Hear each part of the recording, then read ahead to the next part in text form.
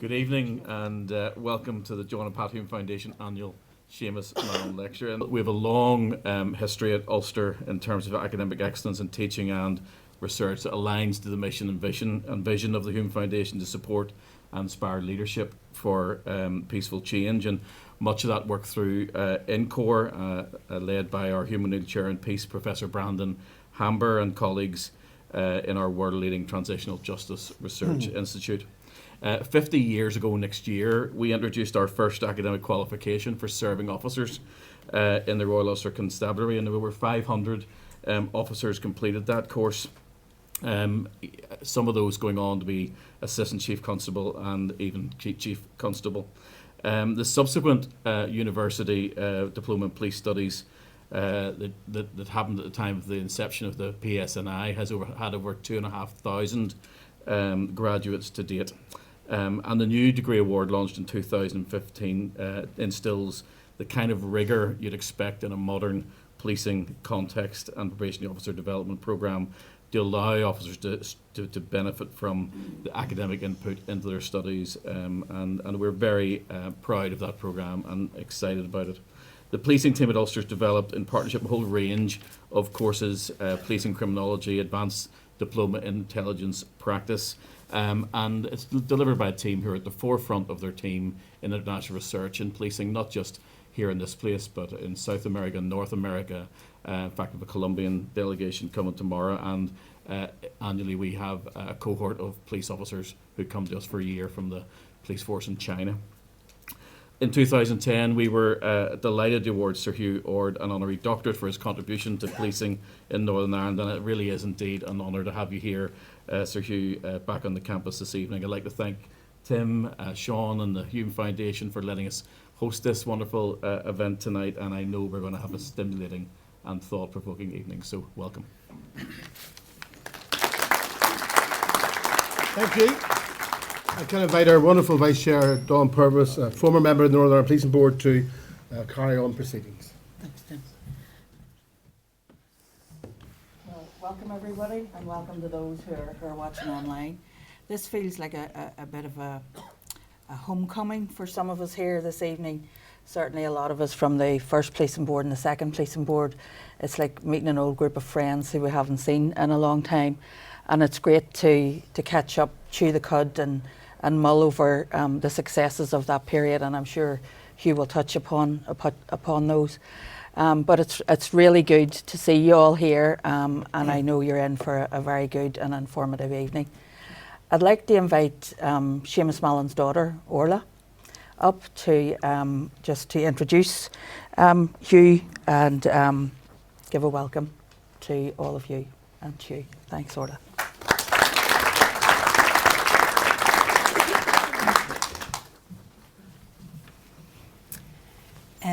A very warm welcome to everyone here present and to everyone joining us virtually to the second Seamus Mallon lecture.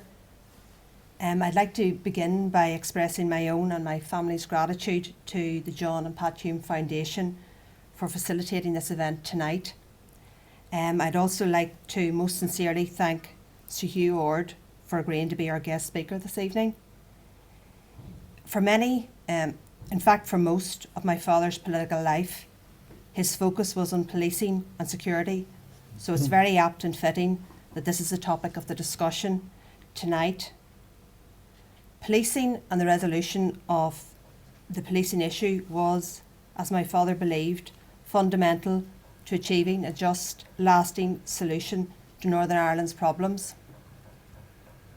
He detailed in his memoir, A Shared Home Place, "As the years passed, I became more and more convinced that the policing problem could not be solved in isolation from the political process. Bad politics and bad policing were interlocked in the old Northern Ireland." When the Patton report came out, my father noted, "I knew this could be the template for the kind of policing system I've been seeking for nearly 30 years.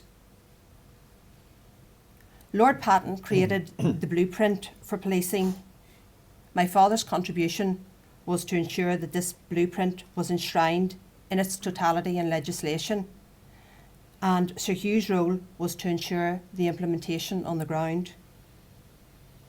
The reform of policing has been one of the real success stories of the peace process, and indeed it needed to be, because as Seamus himself said, and said it much more eloquently than I ever could, it's only through justice that we can create peace, and peace is the only firm foundation upon which a lasting solution can be found.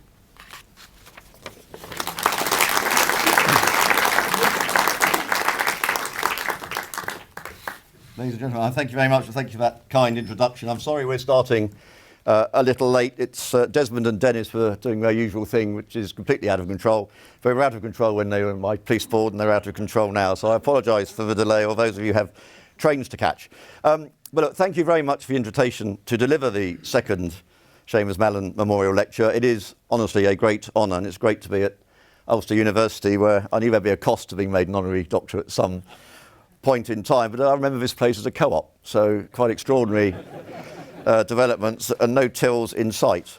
I arrived as Chief Constable in September 2002, having spent the previous 2 years working for Lord Stevens, as he now is, on the investigation into the murder of Patrick Finucane. In other words, by the time I arrived, most of the heavy lifting in terms of the peace process had already been done, and work on Lord Patton's reforms were already moving forward. The fact I arrived at that time may well be the reason I didn't get to know Seamus Mallon well, but I do remember meeting him in his office on one occasion, and it was a very good conversation. I'm also very mindful of the fact that the first speaker on this series of lectures was Lord Patton. I watched his masterclass online. He is an incredibly hard act to follow. However, we do have something in common. He observed in his lecture that the role of the chair of the Independent Commission on Policing in Northern Ireland was, and I quote, "the job of which I am most proud having done." I'm mindful of his extraordinary career and his varied career over many decades. That in itself is an extraordinary statement. And whilst my career falls far short of his achievements, being Chief Constable of the Police Service of Northern Ireland was, without question, the job of which I'm also most proud in my 38-year career in policing. Lord Patton and his team, and it was an extraordinary team, created the blueprint for policing. My task was to deliver it. And as we all know, all studies of management science will tell you, implementation is the gravestone of many good reports. During his lecture, Lord Patton observed that his report was, and I quote, "fully implemented by government," end of quote. And it was a true collective effort, supported, although some joined later than others, by the legislature, the judiciary and the executive, as well as the political parties, and centre stage the police service itself. I mention this as one of my main concerns when I took over, mindful of the sacrifice paid by the Royal Ulster Constabulary George Cross during the Troubles, was how supportive of this change will my people be. During his speech, Lord Patton commented that the report had, and I quote, "stood the test of time." I agree. Indeed, since I have retired from policing, much to the relief of the then government in 2016, I have travelled to many countries, together with many other people from many walks of life from Northern Ireland, to visit those countries to discuss peace processes. Some of those countries have been on the cusp of moving from an armed struggle towards a difficult peace. Some with a developing peace process where policing, as it often is, has become the sticking point. And in one case, a country where a new terrorist threat and dangerous terrorist threat was emerging. When I travelled, I always took 2 copies of a Patton report, one for me and one to leave behind. At a more local level, relevance of the report remains to this day. When President of the Association of Chief Police Officers, after I left the Police Service of Northern Ireland, I would frequently encourage new chief officers, to read it, because it is quite simply, if one removes those particular recommendations in relation to Northern Ireland, an excellent policing model that has far wider application. It is this, it is this thought that I would like to develop this evening by examining a couple of key recommendations we had to implement and reflect on their importance. It's not bad, talking and pouring, that could have ended in tears.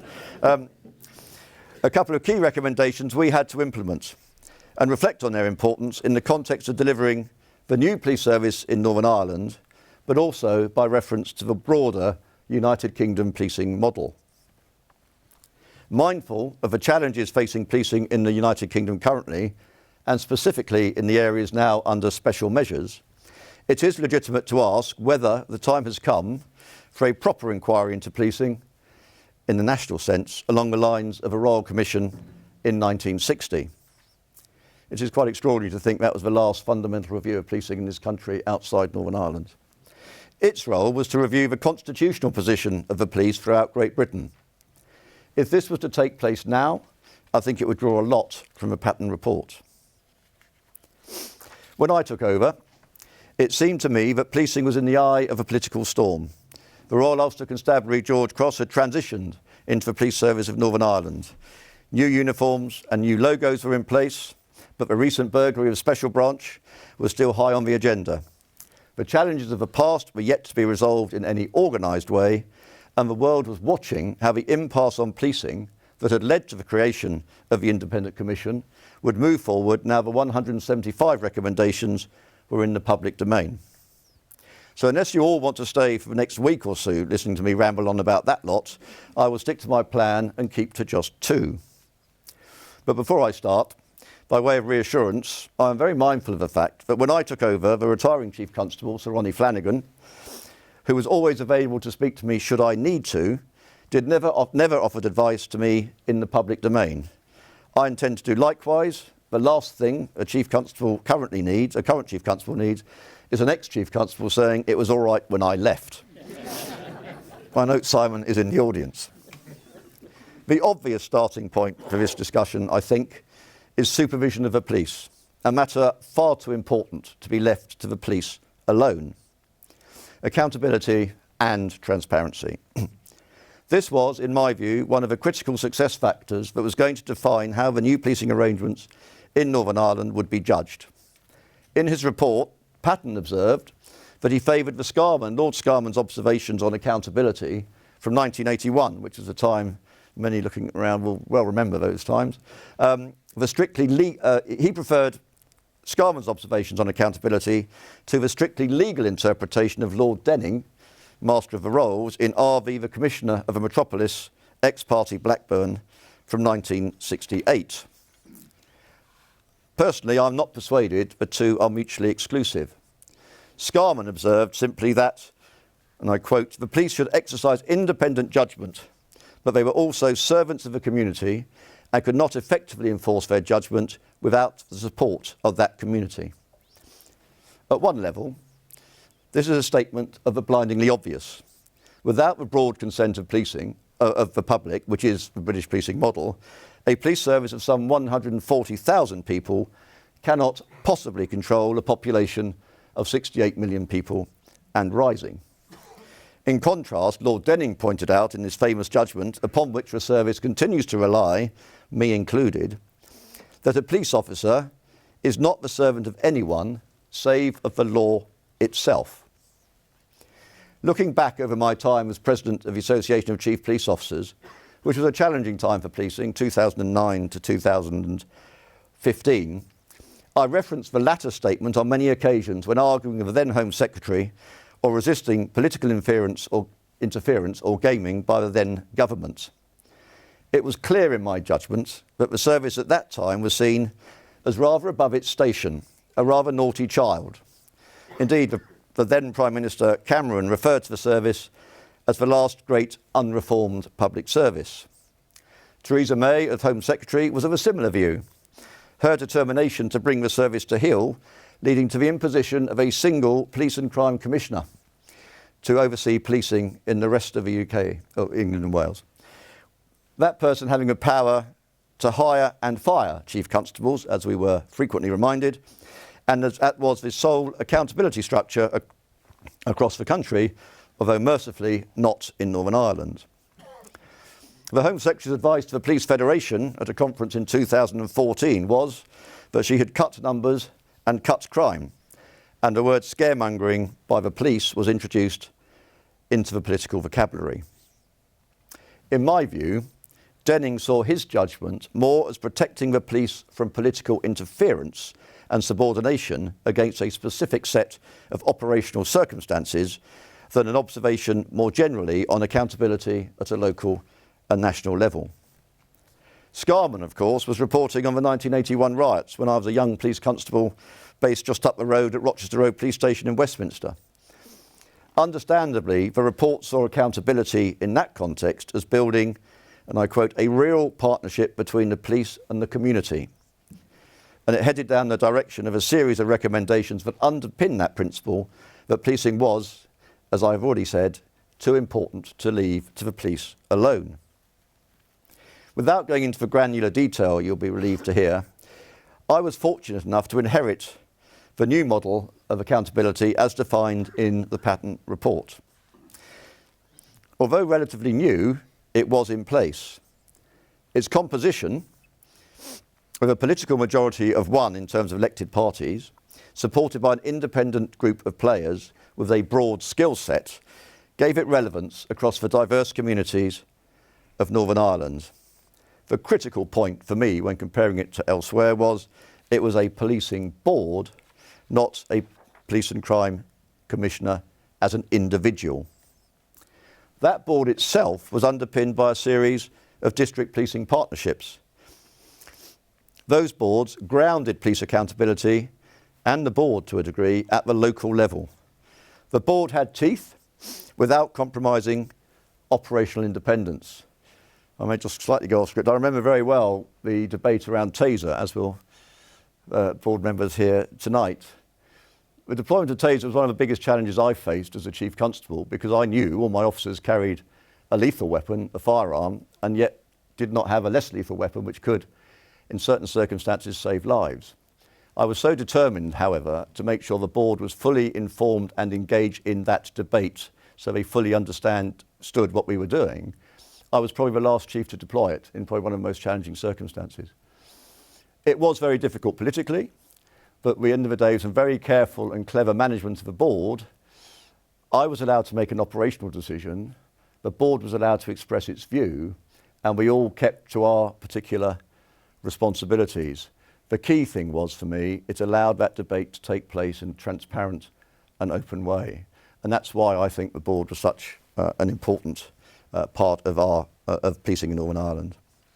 Whilst the board's primary role was to hold me and the service to account in public, it had the power to set objectives, call me to the board and get formally involved in the annual policing plan. In other words, it was fully engaged in all policing matters. It also appointed all chief officers, some of whom, bizarrely, have come to hear me speak tonight. And I was quite concerned about this because the implementation of such a large number of recommendations would, to a large degree, be dependent, to a high degree, on the right leadership team within my service being in place. And I had no role in that process apart from to observe. However, I should not have been so concerned. As I sat in together with His Majesty, or Her Majesty's, I beg your pardon, Inspector of Constabulary observing the process, the board, in my judgment, got it right every single time. Accountability behind closed doors is almost meaningless. The public nature of a policing board was one of its greatest strengths, Not quite enough tonic, go on. The ability for the public to attend the meetings, ask questions and listen to substantial TV and radio coverage of events was an essential element of the policing equation. The police board frequently travelled to the communities, not the other way round. Personally, I was determined to share all that I could with this institution. I never had to be summoned to attend a power the board held, despite Alex's best efforts on occasions. I went willingly, as did my whole senior management team. My brief to them was quite simple. We would operate the principle of maximum disclosure. This principle applied across the service. and I often found the most effective communicators were those at the local, not the central level. Local district commanders, local police officers talking openly about what they were doing and the challenges they faced. If a matter was too sensitive for public discussion, we would brief the police board members in private, or a group of police board members in private, and we were never compromised. In my experience, there is very little that is actually so secret it cannot be shared in policing. Indeed, Sir Keir Starmer, now the leader of the opposition, but who was then the advisor to the policing board on human rights compliance, and I held the principle asserted in the Patton report, that I quote, "There is little in policing that is secret, and it should only remain secret if it is in the public, not the police interest, to do so." Indeed, Keir, assisted by another eminent barrister, Jane Gordon, wrote comprehensive reports on how we were progressing on the human rights agenda that was so important to the successful implementation of the 175 recommendations. This in itself was another strand of the accountability framework. I remember him telling me at the beginning of his work how surprised he had been at our willingness as a service to let him have unrestricted access into our world. It was not unusual to see him or Jane sitting quietly, not interfering, but observing live incidents in the control room, some of them quite serious, or attending briefings for major events. Indeed, one would also see on occasions, at those briefings, the police ombudsman's office, the chair or the deputy chair of the policing board also sitting, listening to what was going on. As a way of explaining challenging events, and we had quite a few in my 7 years, for example, the Northern Bank robbery, the search of Stormont, major disorder, the firebomb attack on Stormont, by way of a few examples, a public meeting of the board was an excellent vehicle to explain police action and be challenged by well-informed individuals that had the confidence of their communities. It allowed us to put the information out into the public arena in an organised and challenged way. So in summary, I am convinced that effective, multifaceted oversight is absolutely essential in policing, and it certainly was in Northern Ireland. I haven't mentioned the many other organisations that visited my world because time really doesn't permit in detail, but the Oversight Commissioner, the Ombudsman, the many international interest groups who demanded audiences, various committees from the European Union, all had a part to play. I claimed on several occasions to be the most overseen chief officer in Europe, if not further afield. I think that was right, and I don't think it was a problem.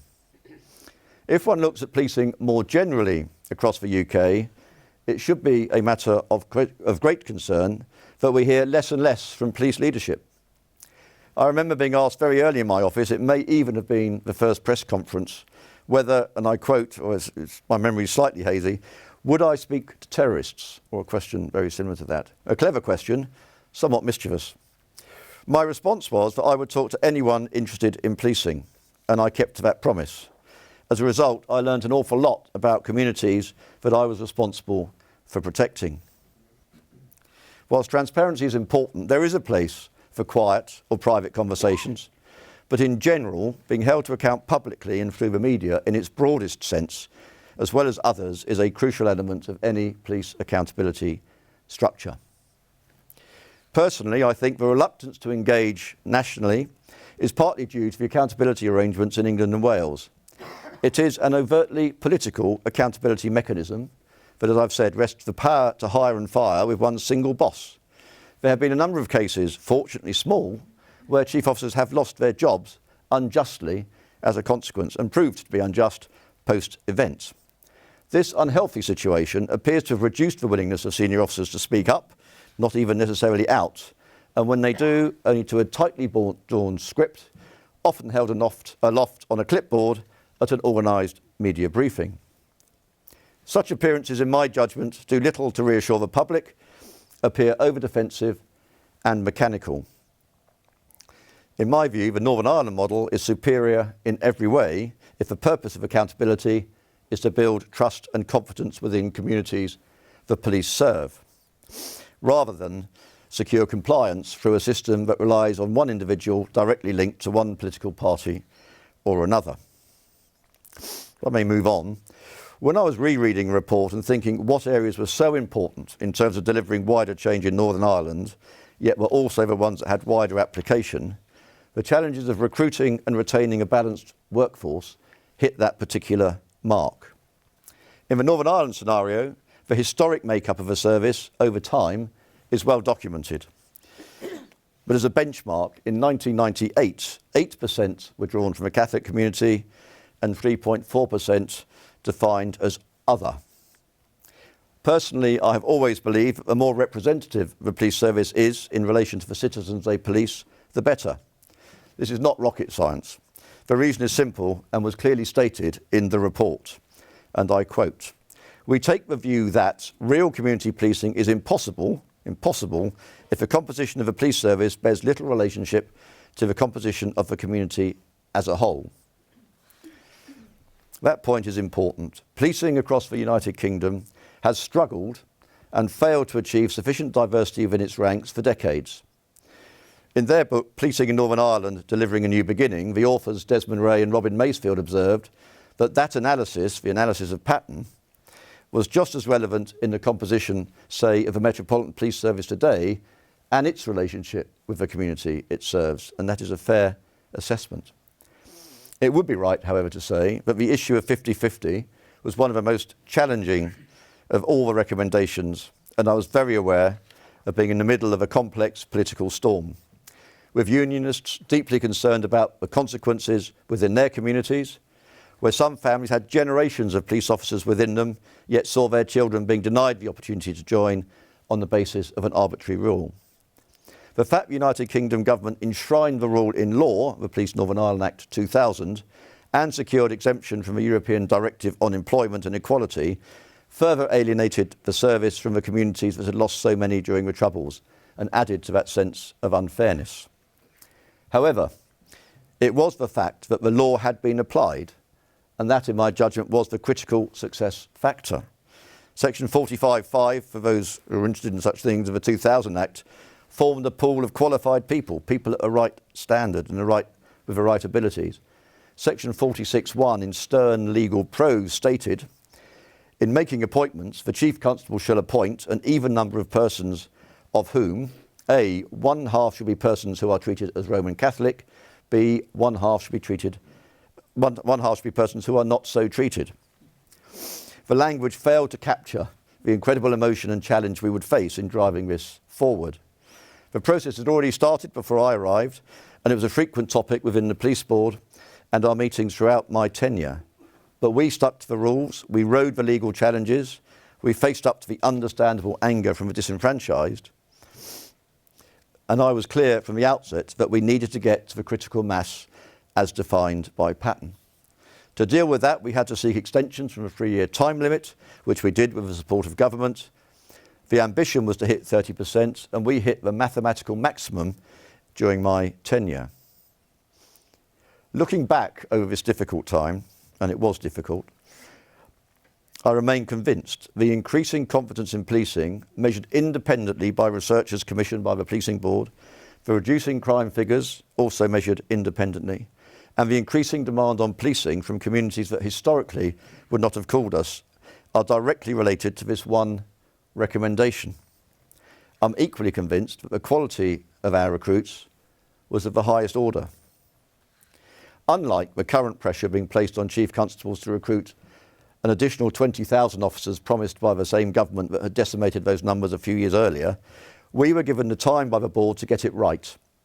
It is very interesting to note that the new commissioner, Sir Mark Rowley, has pushed back on the political pressure, observing that it may not be possible or wise to hit this political target.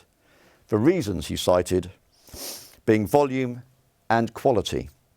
He observed, and I quote, "Just recruiting headlong without making sure you're bringing the right people in and giving them the best start and the best training was in essence unwise." The checks and balances that underpinned the 50-50 rule ensured we were investing in the right people with the right skills, and by applying an independently led, challenging and relevant selection process, we found the very best people. Recruiting quality individuals for any business requires a robust selection process.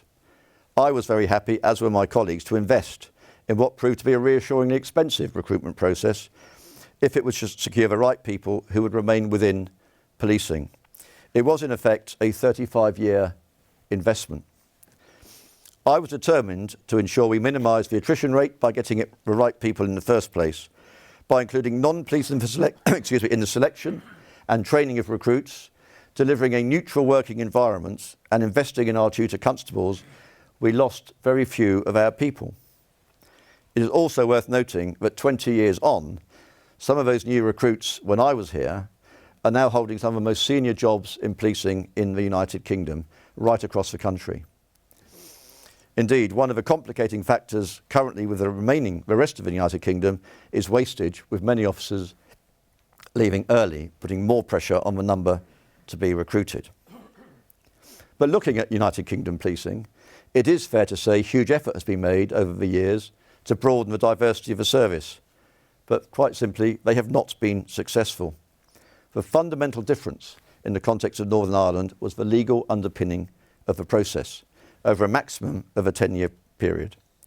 There has been the odd reference to running a similar system in the United Kingdom now and then, but it has never gained traction. I do wonder if now is the time for a serious national debate on this.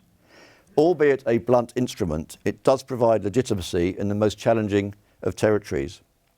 The serial failure to date across the country will continue, in my judgment, unless something radical is done, and this may fit the bill. If justification is needed, one only has to look at recent confidence figures in policing.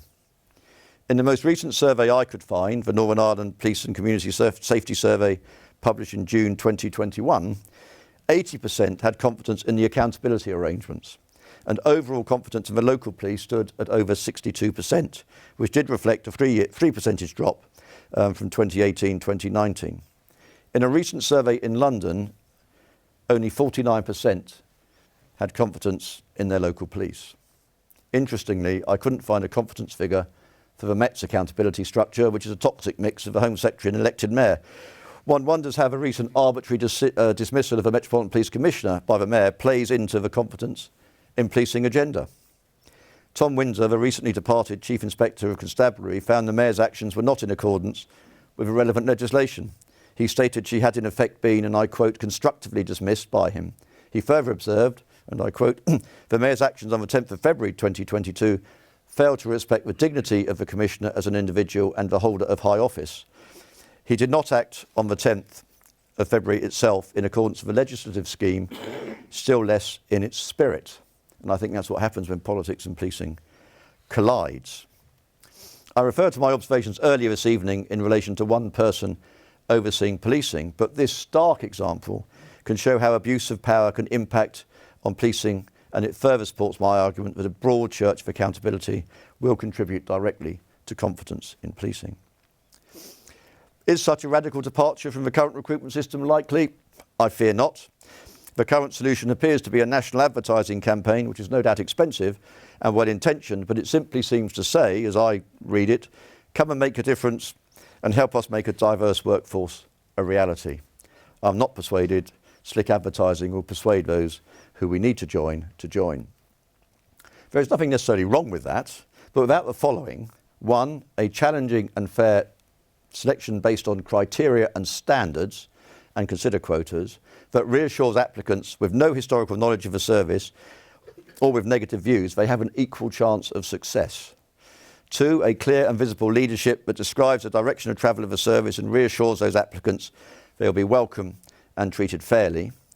And 3, proper accountability and proper training. And it's interesting to see the develops there where degree-only entry has now been scrapped, and they're looking at a broader base, recruiting from a broader base. That was another politically imposed idea that was doomed to fail from the start. And indeed, one has to ask the question, if I'm a potential recruit, why join an institution I have little confidence in? As I said at the beginning, I'm not going to proceed through the report line by line. Accountability and recruitment were, in my mind, 2 of the key success factors. All the recommendations were underpinned by the human rights approach to policing the new service would develop, and a code of ethics, we were one of the first police services in the United Kingdom to develop a proper code of ethics. In essence, the how we will police of policing. All those elements were themselves compliant with the European Convention on Human Rights and the European Code of Police Ethics. Looking at the service, the Police Service of Northern Ireland 20 years on, from the outside now, does allow one to reflect on why the implementation of what was described by the Oversight Commissioner at the time as one of the most complex and dramatic changes ever attempted in modern history was successful. By success, I mean 85% was delivered by the time the Oversight Commissioner had penned his 19th report in May 2007. I asked myself, what was the reason for the success, if that is what you think it was? I think it distills down to leadership, not just within the service, of course, but from all who wanted to make a difference to policing. Let me elaborate just a little. Who were those people? Well, mindful of the challenges and challenging history, the new recruits appointed under the 50-50 scheme deserve recognition. It cannot have been easy for some. Indeed, of the very few who left early on, the main reason, drawn from exit surveys of officers retiring early, was external pressure, or too early, as it was described to me. But without those individuals stepping up, we would not have got off first base. On a broader front, the men and women of the Police Service of Northern Ireland. As recommendation 150 observed, the RUC should not be disbanded. It should henceforth be named the Police Service of Northern Ireland. Well, actually, Patton suggested it should be called the Northern Ireland Police Service. NIPS for short, but some swift movement somewhere by the board, I think, got it switched round. The point is, the people did not change overnight. The opportunities to deliver a different style of policing against a different backdrop did, over time. At the edges of policing in the new world, it was the action of individual officers and the risks they were prepared to take that moved policing on, far more than work driven by the centre. As I have mentioned earlier, there was a deep concern to me going into the role, but I should never ever have underestimated my people. In a recent discussion hosted by this foundation on the Police Service of Northern Ireland 20 years on, Denis Bradley mentioned a trip to the United States of America managed by Mediation Northern Ireland. That'd be Brendan, I would guess. Brendan McAllister, who was the chair of Mediation Northern Ireland at the time. His point was the trip was less about policing in the United States of America, thank goodness, and more about meeting and working with senior police who were with him on the trip. His assessment was, I forget the particularly eloquent words he used, but it was that they were up for it, and he was right. We should also recognise the political parties who supported and appointed serious players to the policing board.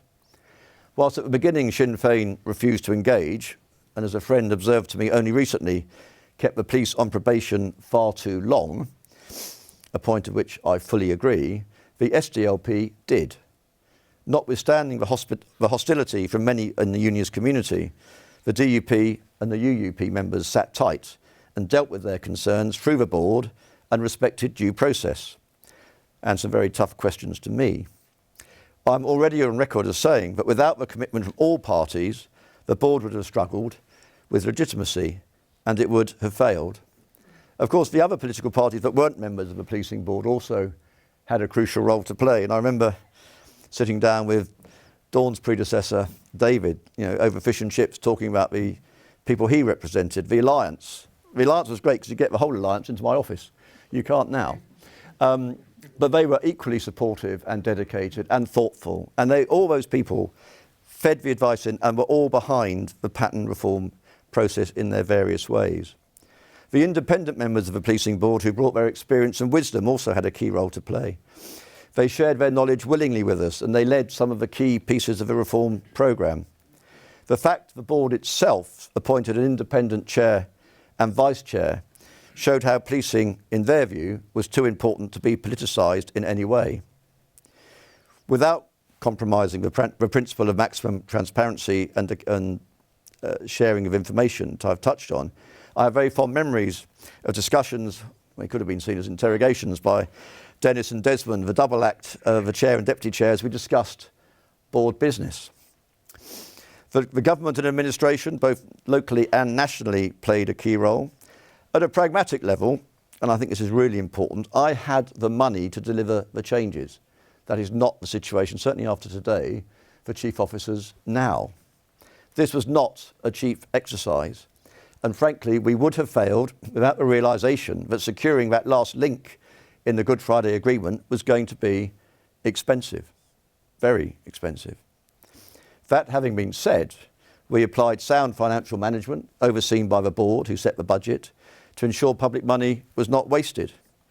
But I remember looking at our vehicle fleet and wondering how I was going to justify a large fleet of armoured Land Rovers, now all painted white, a fleet of armoured vehicles to deal with the residual threat, a normal fleet, and later bicycles. However, as Audrey Kurth Cronin observes in her book, How Terrorism Ends, it is messy. And I had to recognise that our officers, pushing edges to drive community policing forward, deserved as much top cover as we could provide. If we were to move forward quickly, rebuilding police stations was another expensive business. As important, however, as the cash was the individual commitment in those days from the Prime Minister himself. The two permanent secretaries during my time were always available to give sage advice, raise the odd eyebrow on the odd occasion. They ensured I had access to whoever I needed to contact. The Pattern Action team likewise approached my most unreasonable ideas with as much enthusiasm as they could muster. And during setbacks, they all came together. And I remember the 9th of March 2009, Kate Carroll's husband, Kate's in the audience, was murdered by distant terrorists. Gordon Brown came over just before that, Sappers Azam Khan and Quincy had been murdered. And Gordon Brown himself simply asked the question, what do you need? What he meant was, what do you need to continue driving policing forward?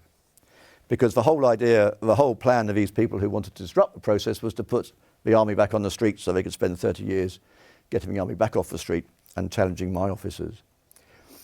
And that sort of organisation from the Prime Minister downwards to coalesce behind the service to work out what we needed to give our guys of protection to keep going forward was exactly why the police service of Northern Ireland kept going forward. Outside the establishment, those in the community who stepped up and joined district policing partnerships and entered into that formal relationship with a new service also should be commended. It allowed my district commanders to meet and understand the needs of their community. Some of those people suffered very high levels of criticism and in some cases intimidation, yet they stood firm. My role was to let go and recognise that a certain amount of chaos was going to be inevitable. But the best results would be delivered locally if local police and local communities were in charge of the approach to policing, not the centre. Finally, for the purposes of this lecture, the international dimension was also very important. Not only because we all went to America once a year to meet the president and all that sort of stuff, but there was huge interest in what we were doing. And whilst it's also provided me with some interesting opportunities on retirement, the engagement from the Republic of Ireland, the United States, and indeed places like South Africa, who were prepared to share their learnings, support our approach, and protect our position was, I think, another very important part of the process. The list goes on. My time doesn't. My point is simply leading such a complex and multifaceted programme of change requires an extraordinary team effort. Each player had to deliver for this to work. Pattern was very clear and unambiguous in relation to the report. It was not a menu of choices. It was all or nothing. The GAA had to deliver. The International Oversight Body had to deliver. The Policing Board had to deliver. The list goes on. The point is, they all did. No single person or institution can claim they delivered 85% of the report. It was a true collective effort. Of the remaining 15%, I regret to this day the fact we never built a new police college and still haven't built a new police college to provide the proper training environment our workforce so richly deserved.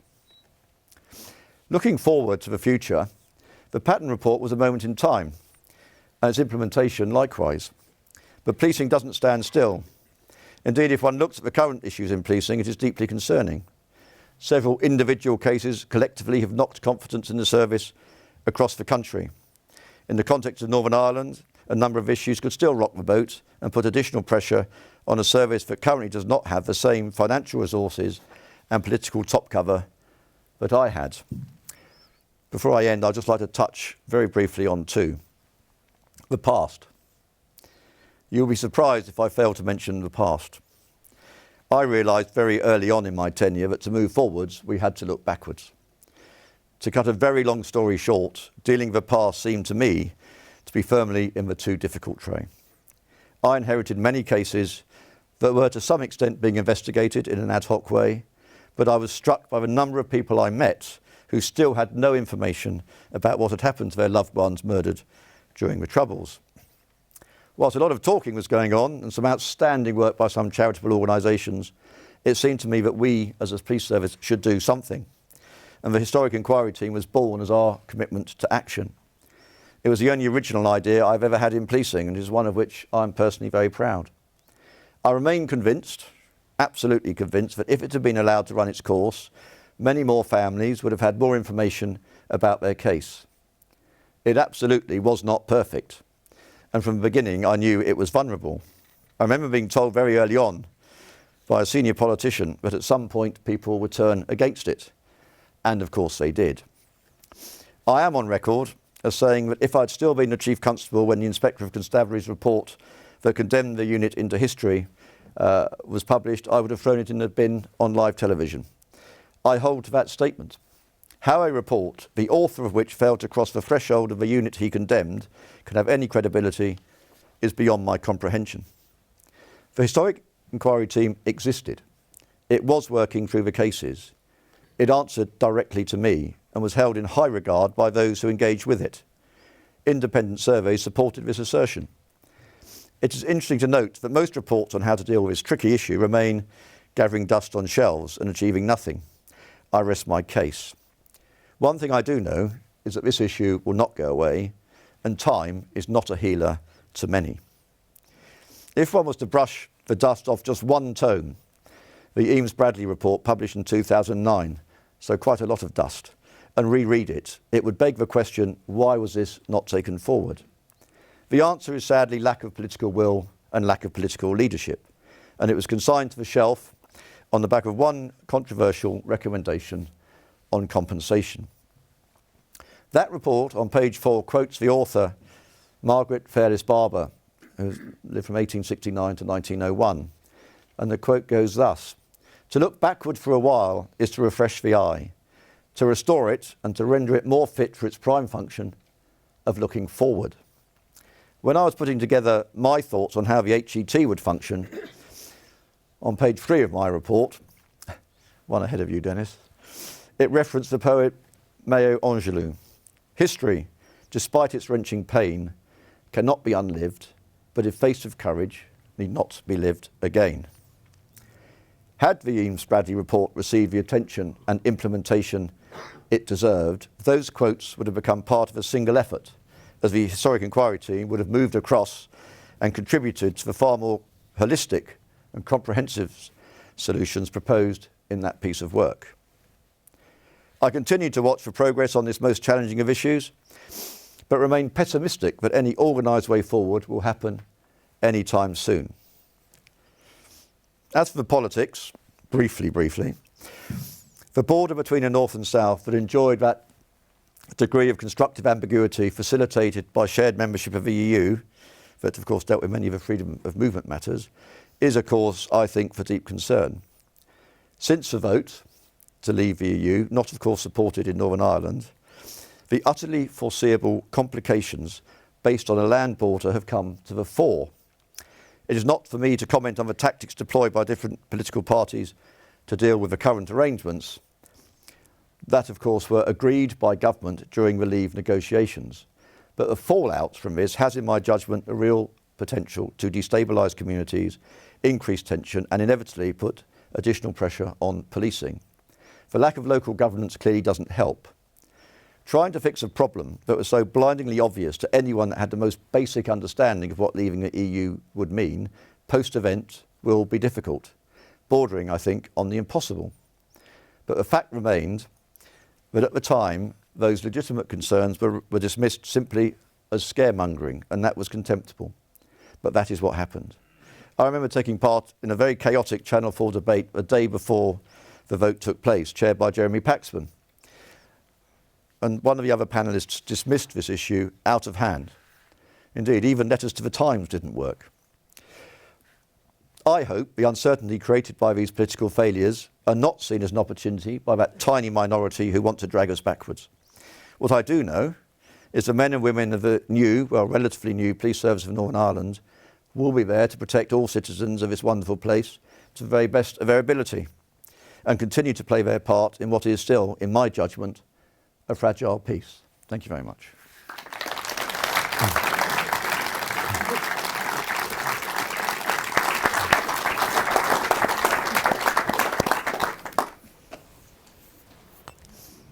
Thank you, Hugh. Thank you, Hugh, very much. Denis, can I ask you to join us?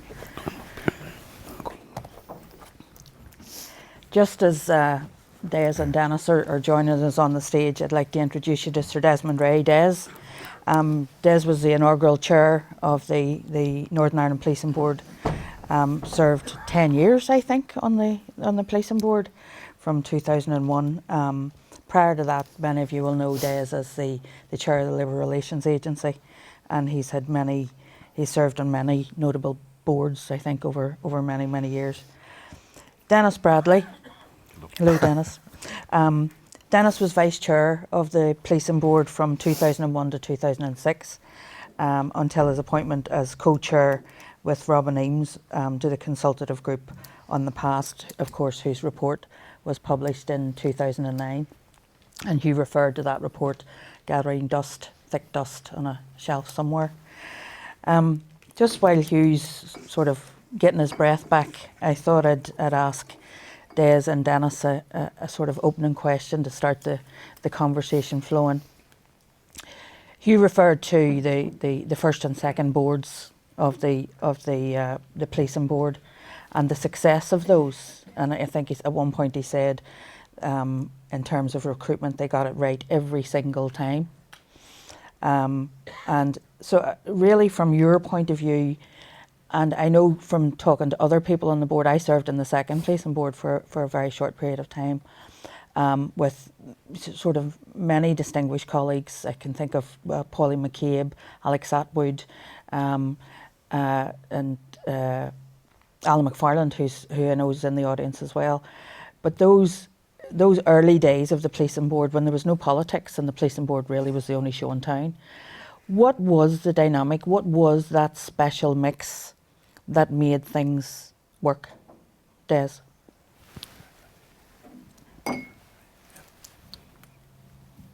It's okay, it's on. Hello? It's on. Hello? Yeah. Yep. Okay. What was the special mix? Use your mic. What was the special mix I've been asked in terms of, well, the important thing was that there was a difference of one vote in terms of the political side and the independents. And I would defend that the composition of the board, that was correct.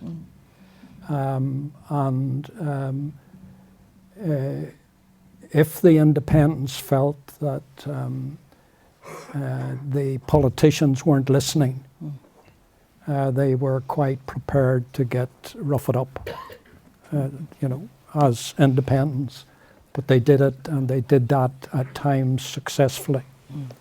But it didn't happen too often. But I think it was very important that there was the political representation of the political parties on the board. And I would pay tribute to the SDLP for breaking the logjam and participating on the board.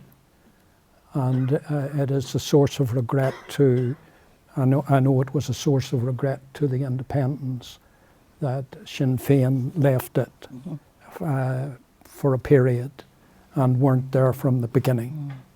But nevertheless, we got on with the business And the business was above all about implementing the 175 recommendations, and in particular those that were down to the board, but also that the board would hold the PSNI to account for delivering on those recommendations that were very firmly within their ambit.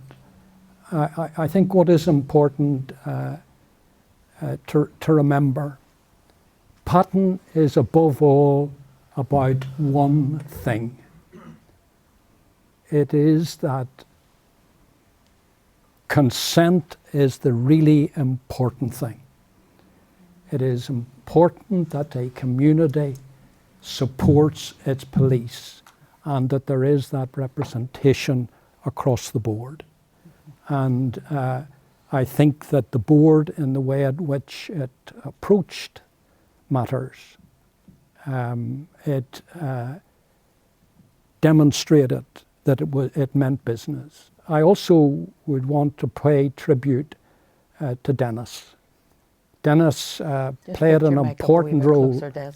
Just keep that a wee bit closer. He played a very important role in persuading the community to which he belonged that this needed their support and that they should give it. And also Hugh Orde, he understood the politics. He understood the importance of recognizing the demographic mix, and that was important in terms of relating.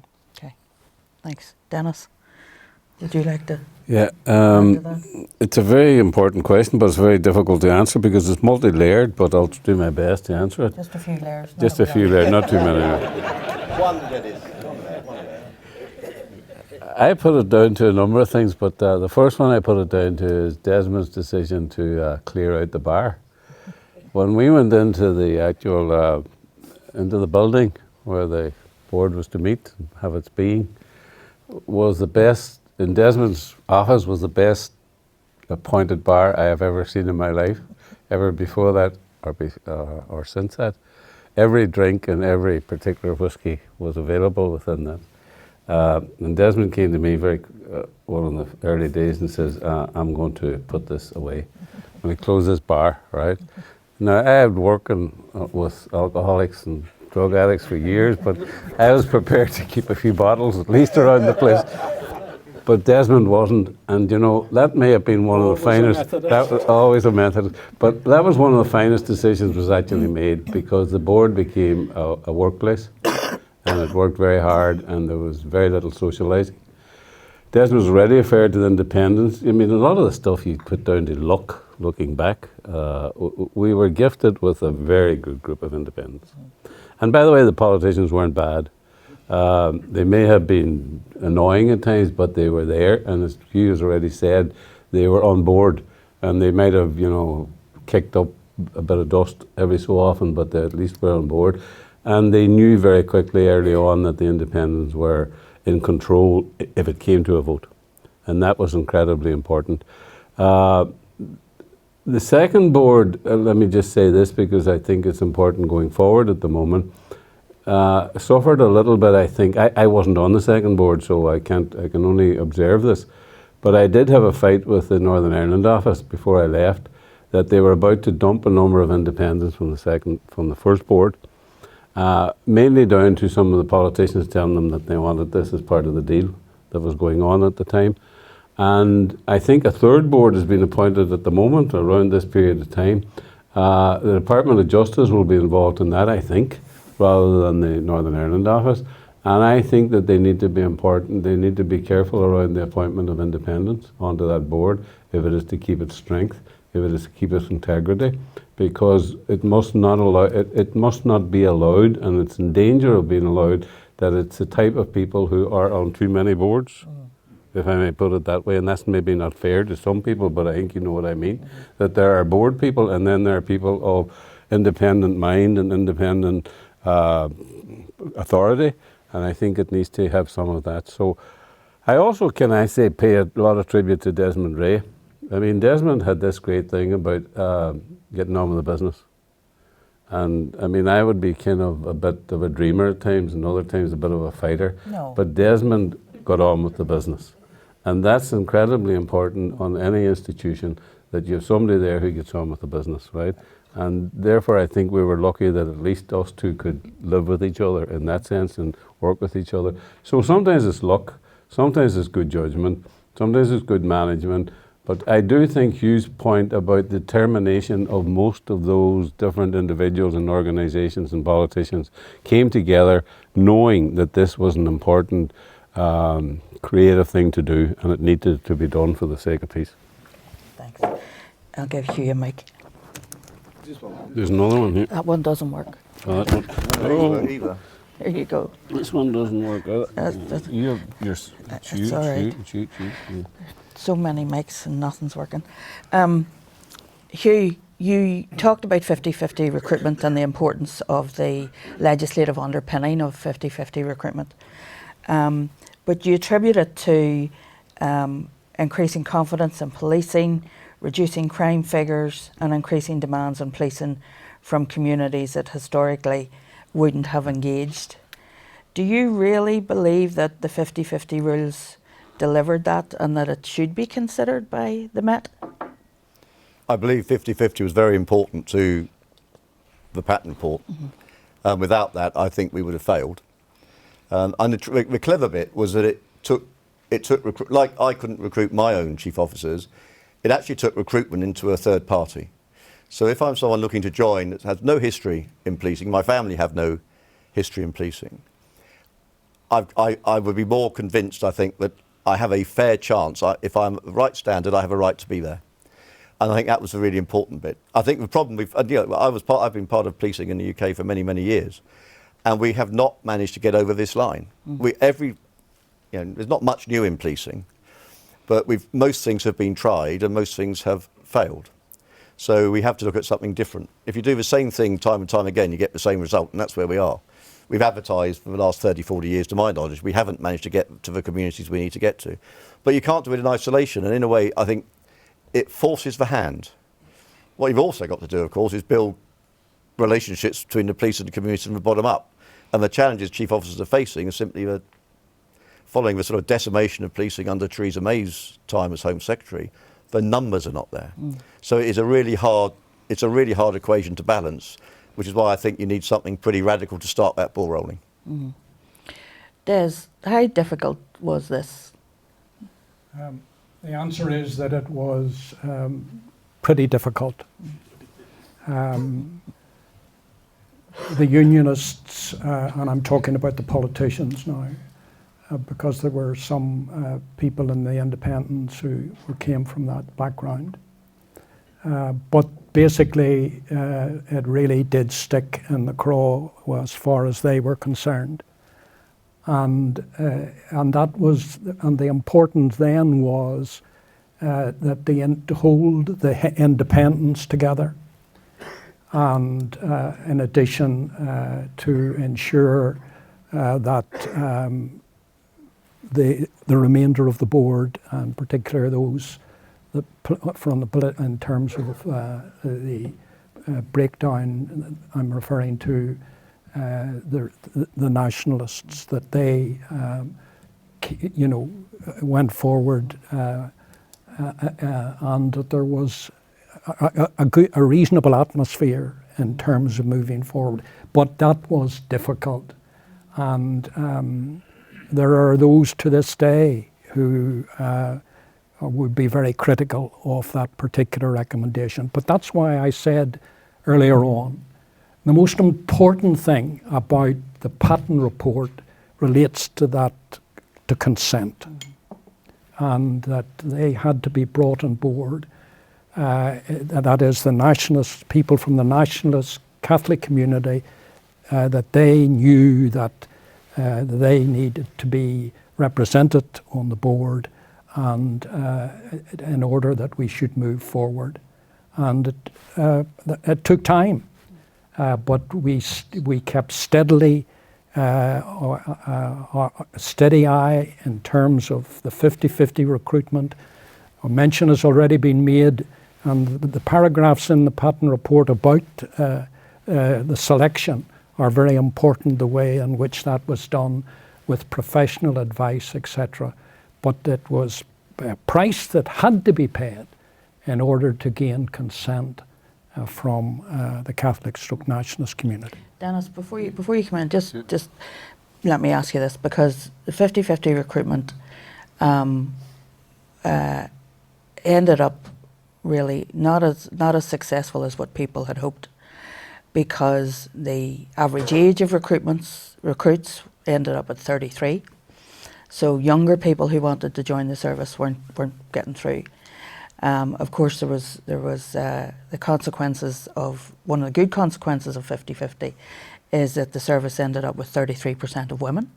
Of course, it hadn't been recruited before.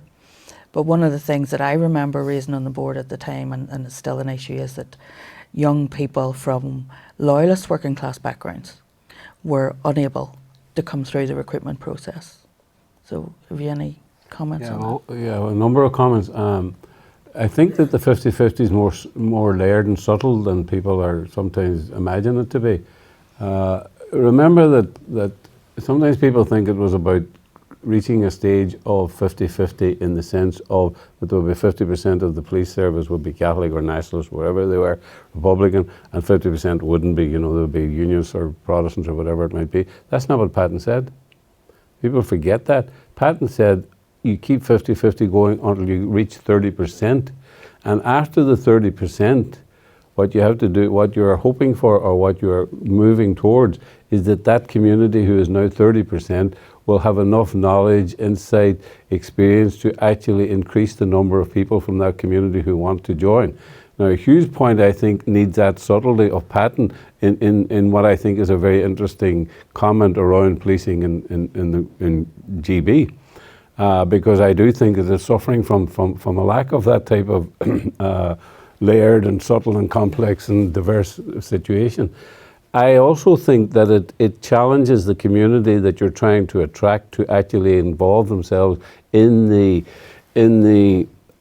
acceptance and in the engagement with the police service through their own children and through their own people.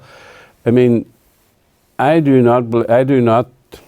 said this in the past, so I will repeat it. And some politicians were a bit angry with me about saying this in the past, that I think Patten got it right, and that I am not in favour of actually retaining, because there is 33%, which is 3% above what Patten recommended, and the failure has not been because of the 50-50. The failure has because the Nationalist Catholic Republican community have not actually taken this onto themselves in the fashion and in the manner in which they should have. We have not, I look around our churches, I don't see any great involvement with police within our churches. I look around our schools, there's a little bit, but not as much as I want or would desire. I look around our community groups, whatever they present themselves, there's not as much engagement with all of that. Some of that happened because of the fear of the dissidents. And if you put guns into a society, you destroy the freedom of choice that people should have and must have for healthy living and healthy societies. Now, the dissidents are not as active perhaps as they were, and there's a big issue around that. And that was true on both in the loyalist communities as well, because there was this thing that it wasn't as popular or as easy to join policing from those communities. But I also think there was, and this is a great difficulty for policing. The difficulty of policing is when they join the police from working class communities, they leave those communities behind them and go else and become middle class. That is a difficulty for policing right throughout the world. It's not peculiar to here. But going back to the 50-50, my final thing on that is I have challenged and will continue to challenge Sinn Féin that they, in joining policing late and joining the board late, did damage to the 50-50 process. Secondly, the attitude of we will hold the police to account is the proper attitude legislatively, but is not the proper, it is more subtle than that. It is we will hold the police to account from a supportive position.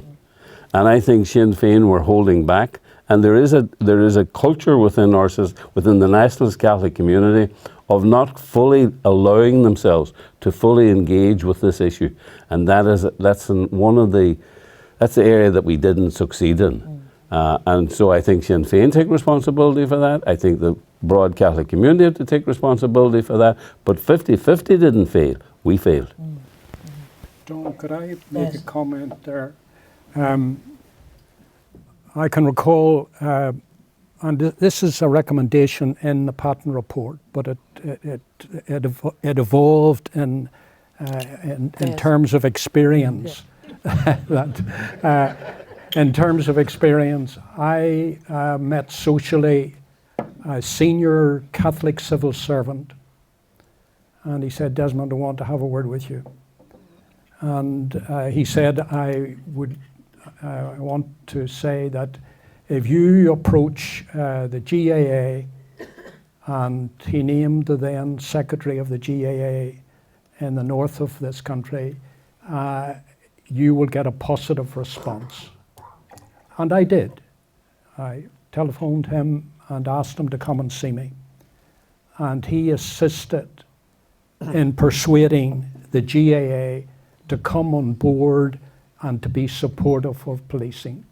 He also brought on board the then president of the GAA, I think a man from Cork, who in turn came to see me and was very open to persuading the GAA to involve itself in policing. I also would pay tribute to the then Cardinal, who was hugely supportive of us seeking to assist the PSNI in terms of persuading more recruits from the Catholic community. And I pay tribute to all of them for their support. Thanks, Des. We'll open it up to the audience now for questions. And it is questions, it's not long-winded comments, and I will cut you short. So Tim has a mic here, so Colette has a mic. Colette, just there. Deirdre McBride. If you wouldn't please introduce yourself and then tell me who your question's addressed to, please. My name is Deirdre McBride, and I had the privilege of serving on the second policing board briefly, and before that on the Belfast District Partnership Board, and I appreciate all of what I've heard this evening. And I wouldn't disagree with Denis's last point around how the Catholic Republican community and national community is always held back from policing. But my question is around policing with the community, which was one of the recommendations of Patton, and which the Oversight Commissioner said on one of their final reports was one of those that remain to be fully implemented. And my question is, in the present financial circumstances and political circumstances, what do you think policing can do to bring that further forward? Or is there a possibility, does it need to be brought further forward, particularly in working class communities, both loyalist and nationalist and Republican? Thank you. Thanks, Deirdre. Chief. They'll call up Chief. Yeah, I'm no longer chief. Thank heavens. It's a really good question, because the policing of the community bit was the theme. In essence, that was what Patton was about: policing of the community against an accountability framework, a human rights agenda, and local involvement. As I said in my gig, I was fortunate. I had numbers and I had money. Current chiefs, and this is a broad comment, I'm not commenting on particular circumstances, current chiefs don't have those luxuries. I literally could go to number 10 if I needed to and say, without this money, we are not going to deliver Patton and get the money. Chiefs can't do any of that anymore. So I think the challenge for chiefs now is limited resources, burgeoning demand, because the way policing is, they are the last emergency service, so cutbacks in mental health mean more mental health issues for police officers to deal with. I would be focusing, if I was still a chief, on how much of my resource can I get into that. Now that's a long-term solution. It takes time, and it's not something the police can do alone. With another of my hats, I'm an ambassador for the Tutu Foundation, and we've been working in London with local police officers and local street communities that historically have never engaged with police in a non-conflict situation. The biggest challenge is however supportive the chief superintendents are, and they can't find the resource to take half a dozen cops off the street for 2 days for that to take place, those conversations to take place. I remember here we had many events working with colleagues from South Africa, facilitators, bringing communities that hadn't engaged with cops to meet cops who had never engaged with those communities. Now, these are high-risk things, but they move policing on, providing they work. Sometimes they go horribly bent, and you have to live with that. But all that sort of luxury, I think, has been distilled out with the pressure on frontline cops just to get the day job done. So until we can get to a place where we have more cops, more funding, I'm really concerned, because I think there's a limit chief officers can do.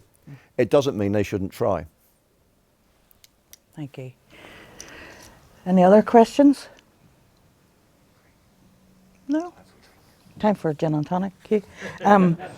I wanted to ask you a question, because you had quite stinging criticism of the method of accountability across the water in the single police and crime commissioner. So in the sacking of the former Met commissioner as really a stark example of an abuse of power.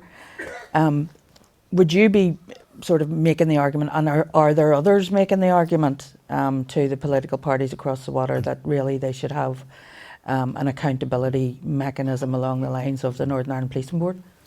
I remember when I left here and I took over president of the Association of Chief Police Officers, which in essence is I represented the 44 chiefs with government. I was the interface between the two.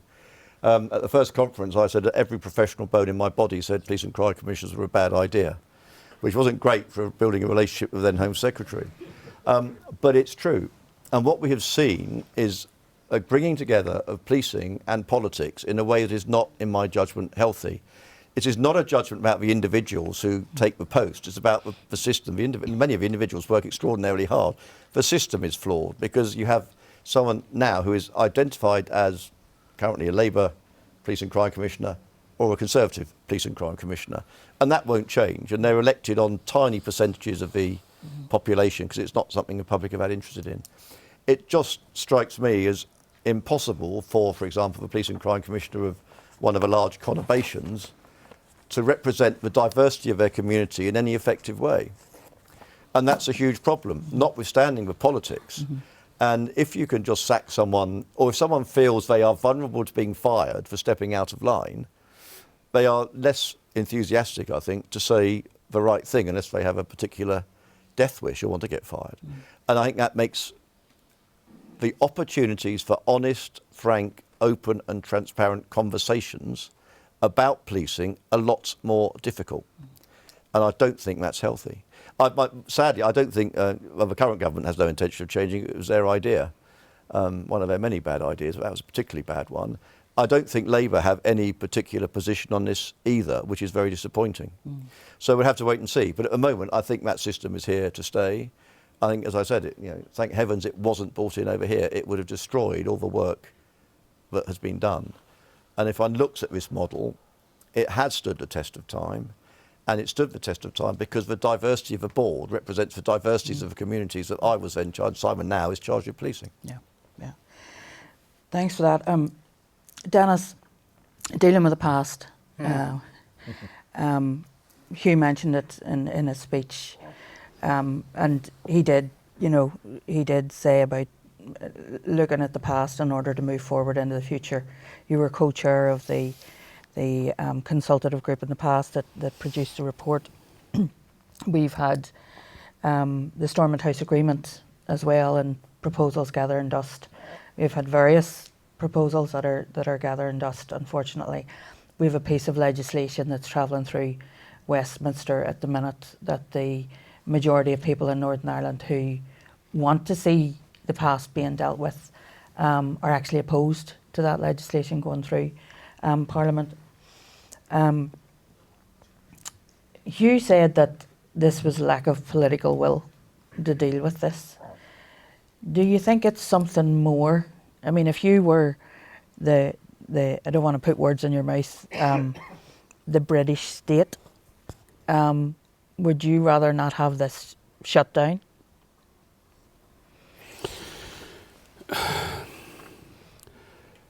there is a possibility that within the British system there is some kind of conspiracy thing which says let's not deal with it, let time deal with it.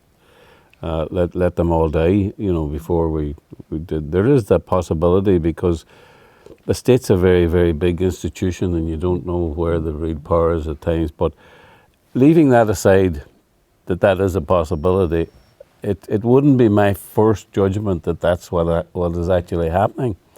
I think what happened was that, let me probably put it in a more concrete fashion. I have been away from a lot of this stuff for a good few years now, and my only real engagement was at the British Irish Conference in Oxford last year, and it was quite clear the terrible relationship between the Irish government and the British government. I mean, it was it was awful to watch it. And it wasn't just between the British government and the Irish government, it was also between the British government and the Northern Irish government and the Welsh government and the Scottish government. And it startled me in some ways to see what was happening and the terrible, and the difference between, and I would be quite critical of the Irish government at times every so often, but I mean, they were gentlemen compared to what I was seeing on the British side. And the same for the Scottish and the Welsh, right? Now, that has now changed. So there is the possibility that there is a new opening and that there is a new resolve, or at least a small window into something. That's possible, but I don't know enough about the politics at this moment in time to know if that be true. I know that there is all kinds of efforts to do things. And it appears to me that the efforts that they're now putting forward are in danger of running into a legal swamp,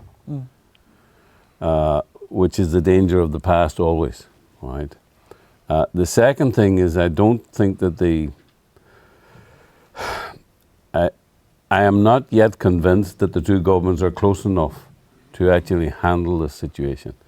I mean, at the end of the day, you see, Hugh's right in this, right?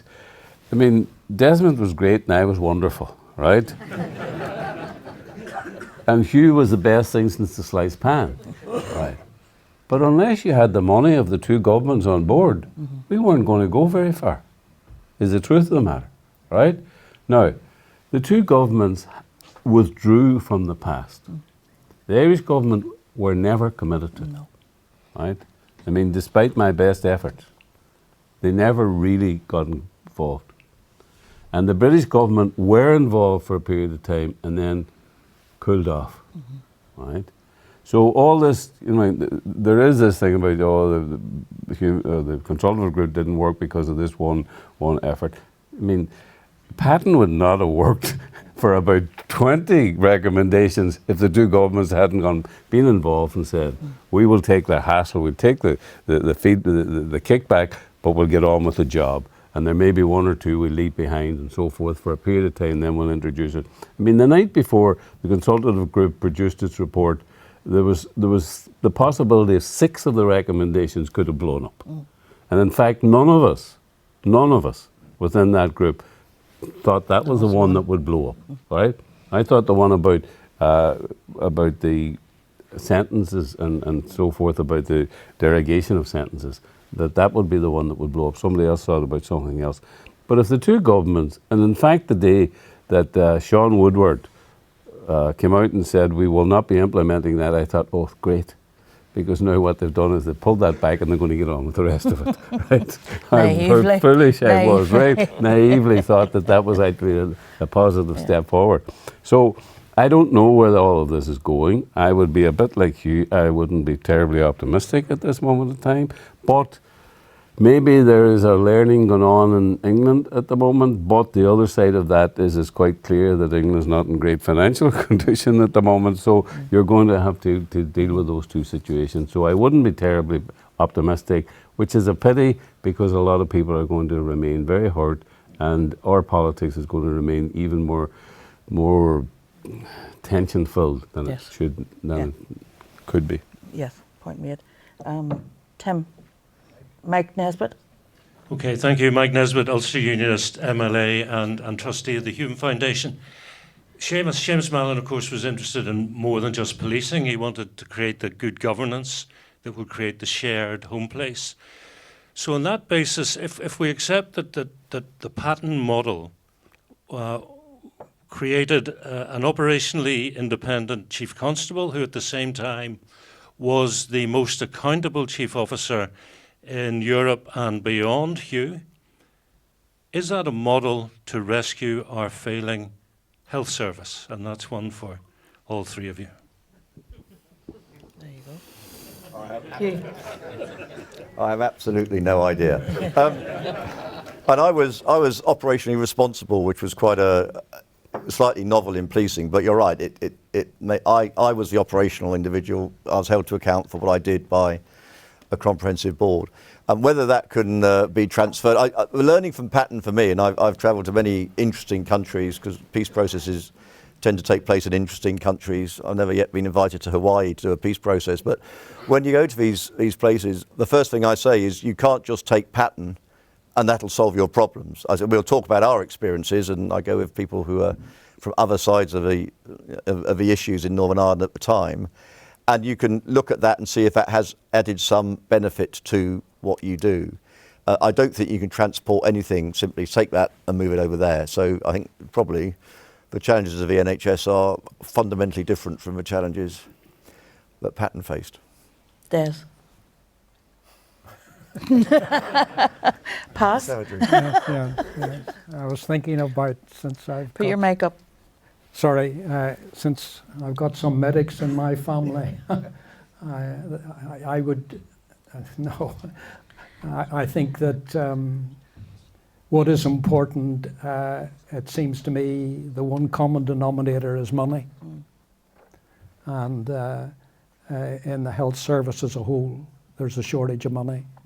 And that should have been even a priority over policing, I would have thought. But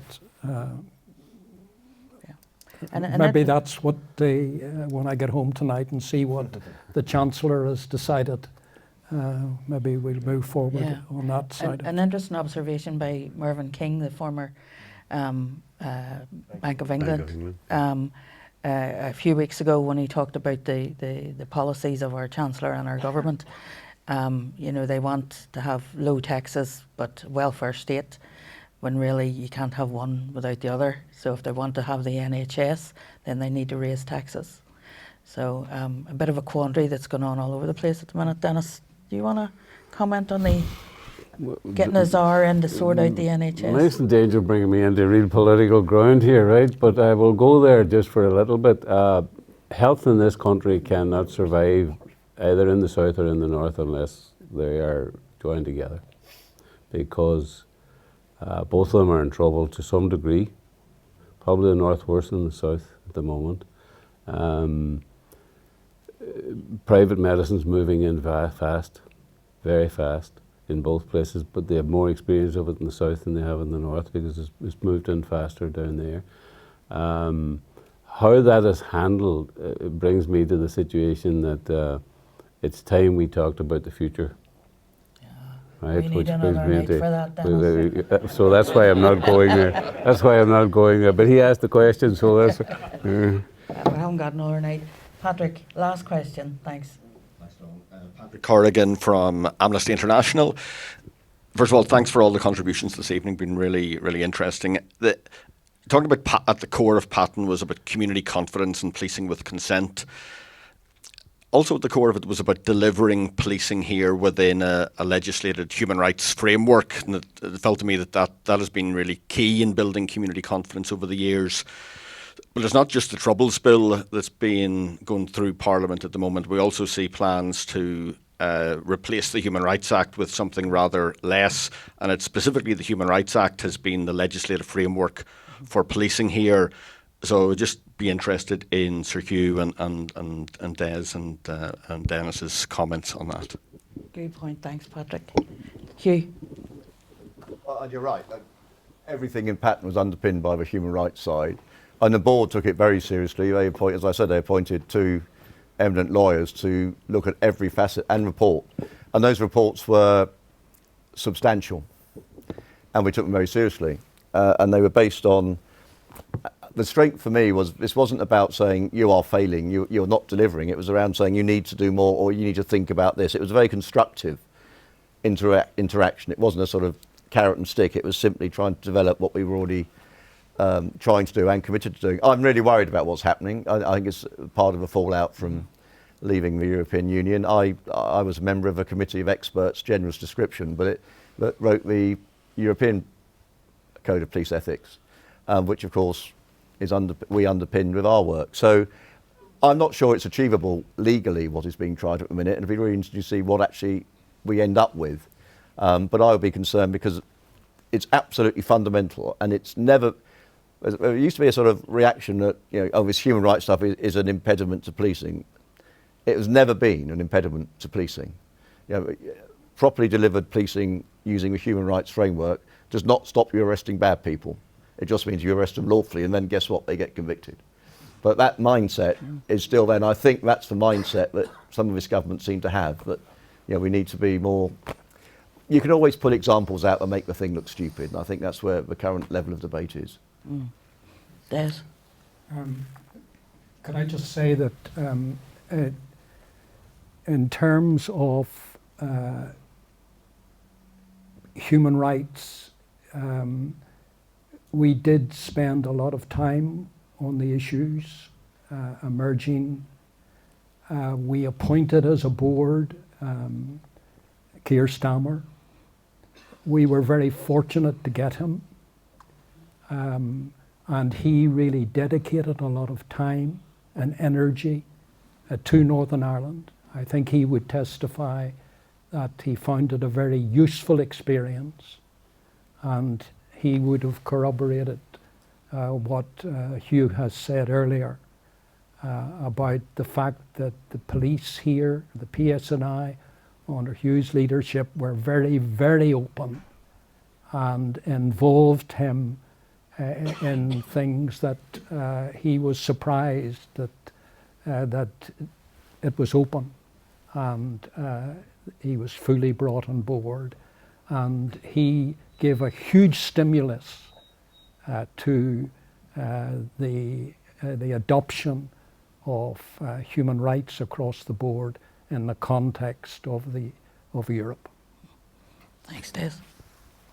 I haven't anything to add to that apart from that human rights in policing is to some degree not just dependent on human rights as acts of legislation or even of ethos on ethics. It's also to some degree involved with the understanding of the community and the trust of the community, or the consent of the community, as Desmond has already pointed out. And one of my small critiques at the moment is that the policing board is not just about implementing human rights or overseeing the chief constable. It's also about being the heart and soul and the interpreter and the manifestation of the community. And I'm not too sure the board is doing that at the moment. I think it's gone too quiet. I think it has gone too distant. I think it has gone a bit bureaucratic. And I think that needs to be examined and looked at from within the board itself and within the political parties. I just think that the politicians are speaking, and as they will at their appropriate times and their opportunistic times at times, but the board needs to find a voice for itself again. I think it had that voice for a good few years, and I think it needs it because it is the one that drives some of that stuff and embeds some of that ethos within the community and within the imagination of the community. And if you've got that going, and if you've got that kind of flow going, then I think that the human rights issues become dominant and pertinent and implemented. While if you withdraw and they're just in a book, right, it's more difficult. So, and I think that's part of the task of the board. And I hope, well, from my position, I consider that I think that they have to refine some of that again, because I seem to have lost that feeling. nice note to end on, with Denis throwing a challenge out to the policing board. Thank you all for coming along. I'd like to put your hands together for Sir Hugh Orde, please.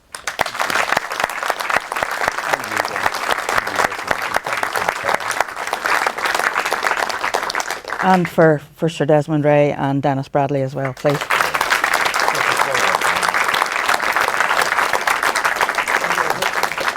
Just on behalf for the chairman.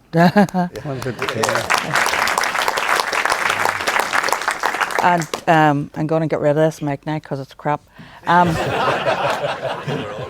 behalf, they're all crap. Yeah. On behalf of the Hume Foundation, I really appreciate you all coming along, and those who are again watching online. Please look out for more events as we plan them in the year ahead, and next year as well. We're doing some very exciting work, particularly around peace building and peaceful change making.